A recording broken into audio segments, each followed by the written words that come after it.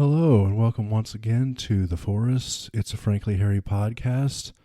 I'm your host, Frank Weber. I'm so glad that you could join me once again.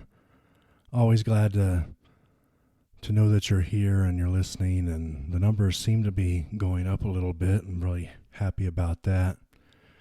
Have another packed show for you today. I wanted to start off with a kind of lighthearted story and a question for you, if you can answer it.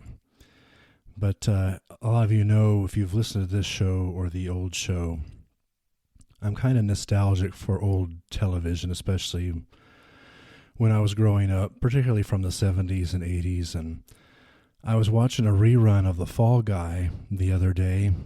I'm a big Lee Majors fan and really enjoyed the other cast members as well there. Doug Barr had the comic relief and had the gorgeous Heather Thomas, and the very lovely Marky Post was there as well for a few seasons, and just really good old 80s kitsch or whatever you want to call it there. But I was watching a show, an episode from later in the fourth season, and by this time the storylines were getting a little bit thin, I could tell. And this is about the time Marky's about to leave forever to Night Court, so they're about to lose her, and then there's one more season after that, season 5. But there were always these thematic stunts, I guess you could call them. I mean, Fall Guy was about a stuntman or stunt work, and but then there was all these stunts that you would see in action shows of the era where, say, somebody would kick a gun out of the bad guy's hand, or the bad guy would shoot a tire out on the good guy's vehicle so they couldn't follow. Or the big one was having a car jump off a cliff and usually blow up. That was always great. And then there was also a lot of car jumping, particularly in Fall Guy and Dukes of Hazzard. There was this one stunt that got really big, though, in the mid-'80s, and I don't think it lasted too many years. It seems really corny now, and I don't know what you call it. I don't know if you call it a car flip or maybe even a half jump. It certainly wasn't a car jump. But I think I first started seeing it in Chips, and then they would use it again in like TJ Hooker and A-Team. And then the Fall Guy started doing it a lot by the fourth season here. And so essentially what happens is that you have one car going pretty fast coming upon another car that's either very slow or stationary. And they come upon it not head on, but at either the left or the right side. So if you're coming up to the car in front, on its left side, what would happen is the right side of the fast car behind it would become airborne and usually flip on its side or flip over. And physically, that's pretty impossible without some sort of half ramp, like the ramp to get your right side tires up. But it always looked really corny to me and goofy, and I think that's why they didn't do it for very long. I think the Dukes of Hazzard did something kind of similar, but then they didn't actually flip cars, because you would usually see the General Lee driving around Hazard Square doing a wheelie instead. So that was just one of the big quirks of the era as to why that type of car stunt was actually employed. I find it very amusing because it's physically impossible. I mean, in the real world, you would just hit the car in front of you, maybe move them at an angle since you're not hitting them head on. But like I said, because there would have to be a ramp to do that, and like it would always seem so silly that it happened. But that was the good old days of TV. I think one of the other really great things of the era was that most of the shows, especially Fall Guy, they did this pretty much every episode, but the very last scene, everybody would get together, usually at Colt's house, and they would laugh and joke, and everything would be tied up in a nice, neat bow. And people back then were a lot happier in general in our country and maybe many other places in the world, even though the world had some problems back then as well. But I'm sure there's some clips on YouTube of this and of the car flip, or I guess you could call it half jump. I'm not sure exactly what. But anyway, I'm going to take a short pause here, and then we'll get into something that's a little bit heavier on my mind in just a moment. One thing I wanted to mention before we get into this other topic is last week, McCarthyism that I mentioned was due to Senator Joseph McCarthy, who was a Republican back in the 50s. It was not due to another, I think he was a House member at the time of that, guy named Eugene Joseph McCarthy, who was a Democrat. I just wanted to clear that up. I misspoke, and I just wanted to apologize for it verbally before I get into this other topic that I wanted to mention. This is not really a political show. I don't consider it to be a political show, but we do talk about it because there's a lot of hidden or unspoken meaning in a lot of the things that we see out there nowadays. Last week was a huge week in the news because, and you're actually going to be hearing this a couple of weeks out, the way I plan and record these podcasts. But last week was the Democratic National Convention, and it was all basically a big party for the Democrats. A lot of, quite honestly, empty rhetoric with very little policy. And I think most of the objective people out there would say that. They ultimately nominated Kamala Harris. And it just reminded me a little bit of where we are at this country. We have great big divisions, oftentimes along the political party lines, which is somewhat odd based on previous eras, and I'll get into all that in a second. But usually if there's a party or a candidate that is not really saying a lot about policy, that means their policy is probably not good enough to either win a debate or get elected. And if they don't want to come clean about that, that could be very dangerous for the country. And that's what a lot of people are speaking out about. And so we got to Friday last week with the convention over, and the big event was RFK Jr., who, by the way, I'm very impressed by. I think he is a well-spoken guy, a reasonable guy. I don't agree with him on everything. He, of course, comes from probably the biggest Democratic family historically in the country, of course, as well.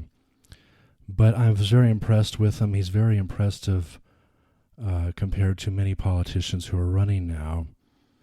And I feel like I might have voted for him if I thought he had a chance of winning. But of course, our system doesn't really allow for third-party candidates. You really have to be careful not to waste a vote, because the election really comes down to one of two people.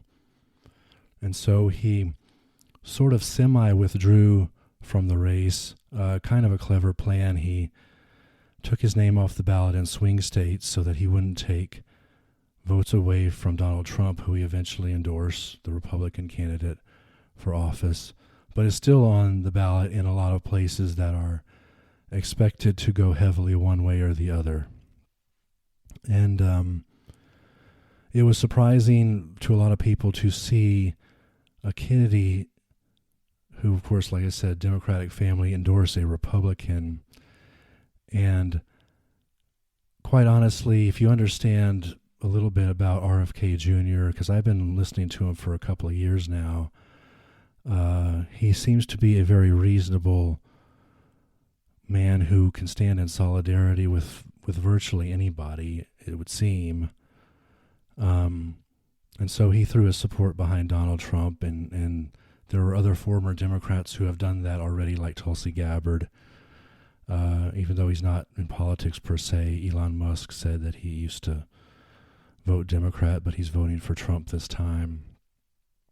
There's a lot of interesting things in his background, RFK Jr.'s, that would lend itself to this, and I don't know that anybody knows enough about this to really make a good conclusion on the man. But he would always talk as a kid. Back when he was a kid, his uncle Jack, JFK, was president, and his father at the time was Jack's attorney general. And it was known that JFK had a somewhat bipartisan administration, which a lot of people conveniently forget about. I read this once at I believe it was the 6th Floor Museum in Dallas, where the old Texas School Book Depository was at, and Lee Harvey Oswald is believed to have shot JFK from there, and there's an X on the street outside that marks it. But anyway, I know JFK kept some of Eisenhower's cabinet appointees, I think particularly in the military. I want to say if McNamara was one of them. I don't remember exactly, but not only that, but RFK Jr. also mentioned that his father, back in that time, had said that we're not going to look at anybody as a Democrat or as a Republican. We're going to look at their ideas and their values and their qualifications, and then we're going to make a decision based on that. And that was that. That was a much more bipartisan era in the early 60s. Division would creep in a short time later, particularly under LBJ, which is another story and tangent that I don't really want to get off on right now.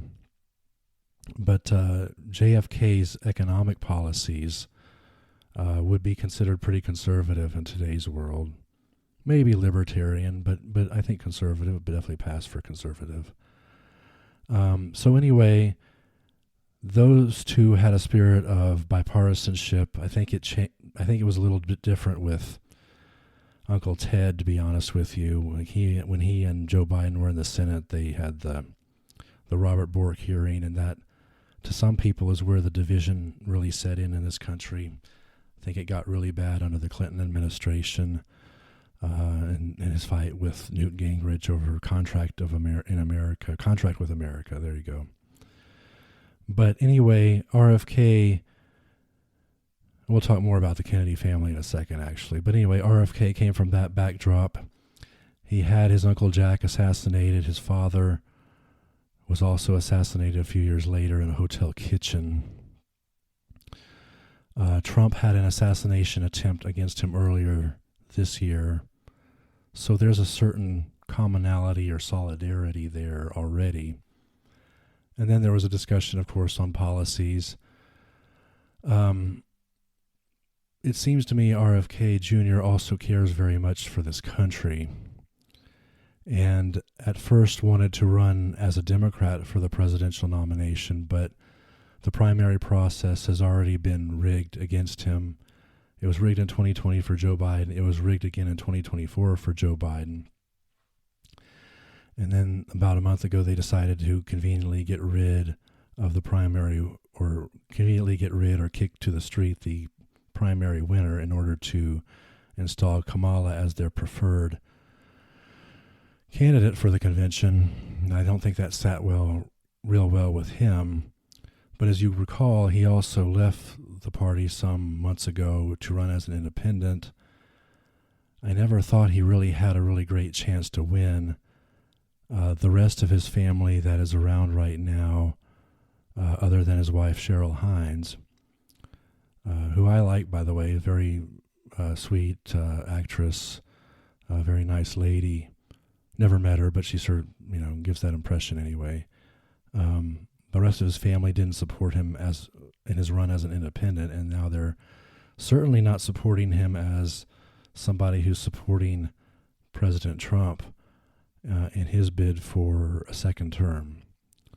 So the point of all this, though, is that people have to be able to look beyond their differences and work together. RFK Jr. is making a tremendous sacrifice, a very gutsy move against the grain, especially when it comes to the pundits of the Democratic Party right now. And that's what has to happen for this country to heal from its deep divisions and solve problems and move forward and make America a very strong and independent place again. It's not an event to put down and make fun of. It is a tremendous, like I said, tremendous sacrifice, to say the least. Nobody is ever going to be a perfect candidate to somebody else. Like, for example, the only perfect candidate that I would see and vote for would be myself. You know, somebody else runs, there's a good chance I'm going to have a disagreement with that person. I disagree with a lot of things, on a lot of things with my wife. I disagree on things with other family members. But in the end, we still try to get together and try to work out our differences as best we can. And I'll be honest with you, I know there's a couple of them that I haven't spoken to in a while, and so I don't want to sound like a hypocrite here, but I would like to get back together with them and bury the hatchet, as they say. But there needs to be a spirit of unity. I would say in general, the Democratic Party and the Republican Party, even though I've tended to vote Republican over the years, don't really care about you or me as individuals. I tend to think, outside of the division, that both parties in the last few decades have actually moved to the left. The Democrats are in a crazy, woke progressive left, mostly. The Republicans have moved to the left to kind of a wishy-washy center. But there's a few people in the party who do seem to espouse traditional values, and I just think that's traditional way is the better way to go to preserve and protect and conserve the good things of this country. And RFK Jr. has made a tough decision, but it's a good decision, and I hope there winds up not being like any egos and fighting and stuff over this later on. But I really wish people, this is kind of a big picture show after all, and I'm trying to paint a picture for you in the hopes that you will see that and agree with me. And so that's really all I wanted to get into on that. I didn't want to get real political with it, and I didn't want to get off on a bunch of political tangents because I am sometimes very good at doing that. But I wanted you to realize this. I think Americans, I don't know how many of us are that dense or vapid when it comes to these elections and not willing to do a little bit of research and thought behind who they get behind. It's crazy to me. Everybody has to make informed decisions.